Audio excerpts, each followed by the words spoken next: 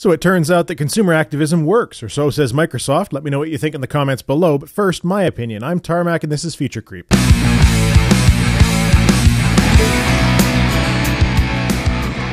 The internet was aflame with fury at the announcement that Microsoft would be requiring what is often referred to as draconian DRM measures with the Xbox One. I don't know that draconian is the right word, but certainly anti-consumer.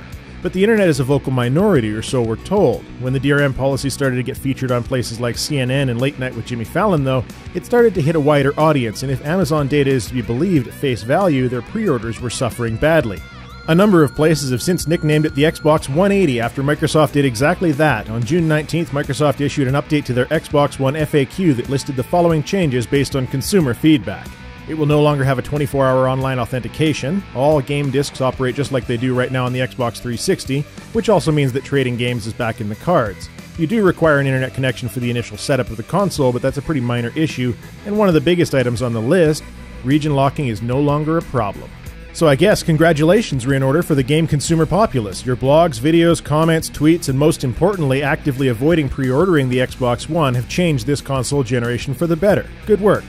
I did want to comment on a few things in relation to this announcement. First and foremost, I'm still not yet at the point where I'll be buying an Xbox One. I have an issue with the Kinect functionality. Do I think that Microsoft cares what conversations I have in my living room or is watching me from the camera? No. But it is an erosion of basic privacy, and I don't like that. Now, it must be said that once we know more about exactly how off the Kinect is when you make that choice in the Xbox settings, I may alter my decision. It is also worth remembering that this change wasn't done as anything other than a public relations move because pre-order numbers were low. They didn't do it on moral grounds, so I wouldn't be too keen to forgive so soon. However, I have to commend them on making the right choice. The really good part, in my opinion, about this shift is that it reintroduces competition back into the next-gen market. Under the old DRM, there was the potential of publishers siding exclusively with Microsoft simply because they could take a shot at used sales.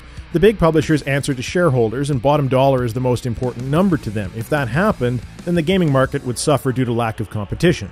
By the same token, if publishers didn't move and kept things even, the consumers were clearly in favor of the PS4 en masse, which puts us in exactly the same competition problem. No matter how you shook the stick, the future of the game industry space had potential for anti-competitive practice, which isn't good for consumers. Now that the Xbox One is back onto a much more even footing with the PS4 on basic features, we have a good console war to look forward to. Game innovation, competition, and choice, all things that are good for us as gamers. Microsoft did pull a bit of a pout in their announcement, though, saying that they couldn't do the family sharing concept or cloud game library backup anymore, which did have me scratching my head. The infrastructure was already being put in place, so why not offer this feature as an optional one on a game-by-game basis for users to enable?